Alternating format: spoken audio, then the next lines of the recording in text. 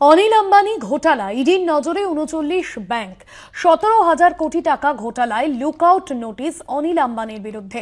কয়েকদিন আগে আম্বানিদের সঙ্গে যুক্ত অফিসে হানা দিয়েছিল ইডি, উদ্ধার হয়েছিল বহু নথি। সেসবের ভিত্তিতেই ৩৯টি ব্যাংককে ডাকল ইডি। আমাদের কলকাতা টিভির পলিটিক্যাল এডিটর আশিস চট্টোপাধ্যায় রয়েছেন নিউজরুম থেকে। আশিস দা, কয়েকদিন আগেই যে অভিযোগ উঠেছিল অনিল আম্বানির বিরুদ্ধে, জালিয়াতির একাধিক অভিযোগ সামনে এসেছিল, এবার ৩৯টি ব্যাংককে ইডি আধিকারিকরা ডেকেছে, তলব করেছে, কি জানা যাচ্ছে? দেখো, এটা একটা কেঁচো খুঁড়তে কেউটে টাইপের গল্পে পরিণত হচ্ছে আস্তে আস্তে। অনিল আম্বানিরা ব্যাংকগুলো থেকে বহু টাকা নিয়েছে এবং সেই টাকা ঘুরপথে সরিয়ে দিয়েছে। সেই টাকা যে জন্য নিয়েছিল সেই কাজে ব্যবহার না করে কর্পোরেটের টাকা ব্যক্তিগত স্বার্থে ব্যবহার করা হয়েছে ইত্যাদি অভিযোগ অনিল আম্বানিদের বিরুদ্ধে। প্রথমে মনে হয়েছিল যে টাকার পরিমাণটা ৫,০০০-৭,০০০ কোটি টাকা, কিন্তু যত দিন যাচ্ছে এই ঘোটালার পরিমাণটা বাড়ছে। বর্তমানে যেটা বলা হচ্ছে ইডি সূত্রে যে ১৭,০০০ কোটি টাকার ঘোটালা। এই পর্যন্ত একটা জিনিস বোঝা যাচ্ছিল যে অনিল আম্বানিদের কতগুলো কোম্পানি তারা এই টাকার ঘোটালা করেছে, কিন্তু গতকাল থেকে পরিস্থিতিটা পুরো পাল্টে যেতে থাকে। যেটা জানা যায় যে ৩৯টা ব্যাংক, যারা লেন্ডার, যারা টাকা ধার দিয়েছে অনিল আম্বানিকে, তারা টাকা ধার দেবার সময়ে যখন নথিপত্র বিবেচনা করা হয়, তারপরে টাকা ধার দেওয়ার প্রক্রিয়া, তারপরে টাকা ফেরত পাওয়ার, অর্থাৎ শোধ করবেন যিনি টাকা ধার নিয়েছেন, সেই ফেরত পাওয়ার প্রক্রিয়া, এই পুরো সময়টা জুড়ে ব্যাংকগুলো বুঝতে পেরেছিল যে তারা যে টাকা যে কারণে ধার দিচ্ছে সেই কারণে সেই টাকা ইউজ করা হচ্ছে না, টাকা সরে যাচ্ছে, টাকা শোধ দেওয়া হচ্ছে না, এনপিএ অর্থাৎ যেটাকে বলা হয় নন পারফর্মিং অ্যাসেটে পরিণত হচ্ছে। টাকা শোধ না দিলে, ঋণ শোধ না দিলে, ব্যাংকগুলোর পরিভাষায় সেটাকে নন পারফর্মিং অ্যাসেট বলে, এবং সেই নন পারফর্মিং অ্যাসেট দীর্ঘদিন ওই অবস্থায় থাকার পরে ব্যাংকের খাতা থেকে সেই জিনিসটা মুছে দেওয়া হয়, যেটাকে বলা হয় রাইট অফ করা। সেই জিনিস হয়েছে, বছরের পর বছর ধরে এই জিনিসগুলো ঘটেছে।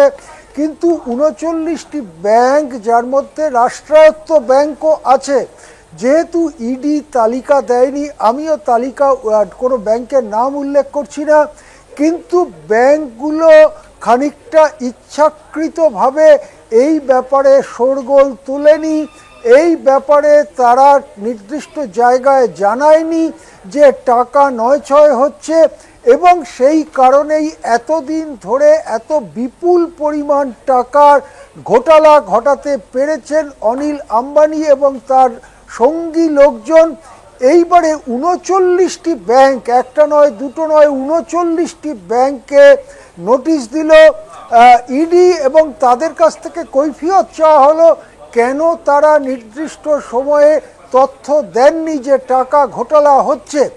যেটা মনে করা হচ্ছে, আর্থিক মহলের বিশেষজ্ঞদের অনেকে মনে করছেন ব্যাংকের কিছু অফিসারের বড় দুর্নীতি এর সঙ্গে যুক্ত আছে। যে ঋণ চাওয়া হয়েছিল অনিল আম্বানিদের কোম্পানিগুলোর পক্ষ থেকে, যেমন রিলায়েন্স ইনফ্রা ইত্যাদি, সেই কোম্পানিগুলোর এই ঋণ শোধের ক্ষমতা আছে কিনা তা না দেখেই ব্যক্তিগত কিছু স্বার্থে কিছু ব্যাংকের অফিসার এই সমস্ত ঋণ দিয়েছিল, এবং তারপরে সেই ঋণ যখন নন পারফর্মিং অ্যাসেট হয়ে গেল, ব্যাংকে শোধ করা বন্ধ হয়ে গেল, সেই ঋণ তখনও সেটা নিয়ে যে পরিমাণে শোরগোল হইচই বাঁধানোর দরকার ছিল ব্যাংকগুলোর, কোনো রহস্যজনক কারণে ব্যাংক সেটা না করে চুপ করে বসেছিল। সুতরাং অনিল আম্বানিদের এই দুর্নীতির মধ্যে হাত দিয়ে ইডি আজকে এমন একটা জায়গায় পৌঁছেছে যেটা ভারতের পুরো আর্থিক সিস্টেমকে একটা বড় সড়ো প্রশ্নচিহ্নের মুখে দাঁড় করাচ্ছে। ৩৯টা ব্যাংক, এটা কোনো অল্প ছোটোখাটো ব্যাপার নয়। একটা ব্যাংক হয়, দুটো ব্যাংক হয়, 4টে দুর্নীতিগ্রস্ত অফিসার থাকতে পারেন। ৩৯টা ব্যাংকে তাহলে তো 100 বা তার বেশি। দুর্নীতিগ্রস্ত শীর্ষ মহলের অফিসার ইনভলভ হয়ে রয়েছেন, যারা এই সমস্ত ঋণ দিয়েছেন এবং ঋণ শোধ পাওয়ার ব্যাপারে তেমন কোনো উদ্যোগ নেননি। আমাদের দেখতে হবে যে এই তদন্ত নিয়ে ইডি কত গভীরে ঢোকে, নাকি মাঝপথে চাপা পড়ে যায় এই দুর্নীতির তদন্ত।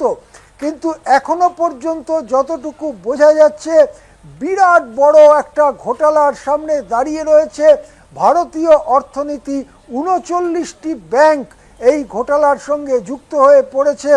এখন দেখার যে ইডির কাছে ব্যাংকগুলো কি কৈফিয়ত দেয় এবং ইডি তারপরে কি পদক্ষেপ নেয়। একদমই ধন্যবাদ জানাবো আশিস দা আপনাকে। সরাসরি ছিলেন আমাদের political editor Ashis Chattopadhyay news room থেকে।